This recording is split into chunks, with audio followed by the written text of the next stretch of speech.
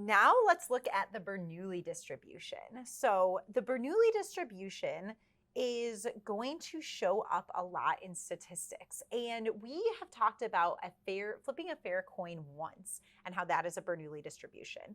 So this says for puzzle 1, suppose we flip a fair-sided coin and count how many heads we get. What are the possible outcomes? So we have a random variable here, Bernoulli, and it has two possible outcomes, right? We can either get heads, which I would call a 1, or tails, which I would call a 0.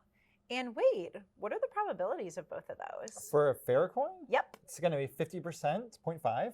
0.5. For heads and 0.5 for tails. Exactly. So this is a super simple Bernoulli distribution. The probability histogram is going to be pretty boring. We're just going to have the outcomes on the x-axis, so 0 and 1 in terms of heads, and then the probability on the y-axis, which is the same for both. So this probability histogram just has two bars that are exactly the same height.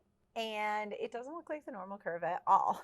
So next for puzzle 2, it says suppose we roll a fair 6-sided die and want to know if the result was 1. So for the outcome, I can either get a 1, which I would call 1, or not a 1, which I would call 0.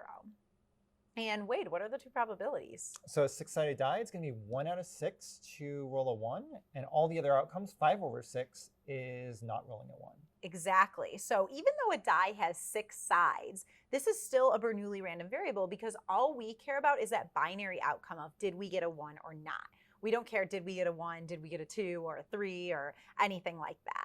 So when I draw this probability histogram, I'm going to do the same thing I did above. I'm going to put the two outcomes, basically 0 and 1 on the x-axis, and then the probabilities on the y-axis.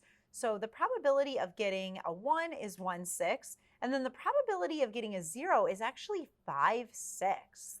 So this is a slightly different probability histogram than the one above, just because the bars are not the same height. And I would say in this case, the probability of success is 1/6 because the random variable is whether or not we got a 1.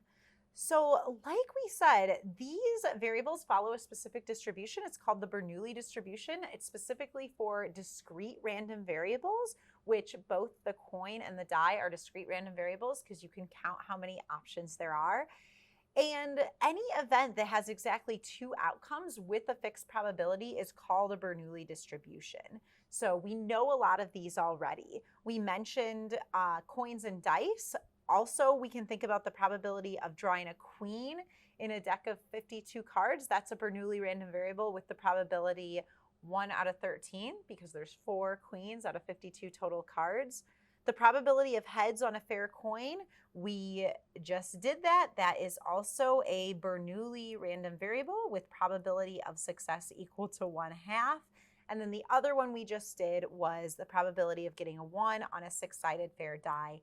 That is also a Bernoulli random variable with probability of success 1/6.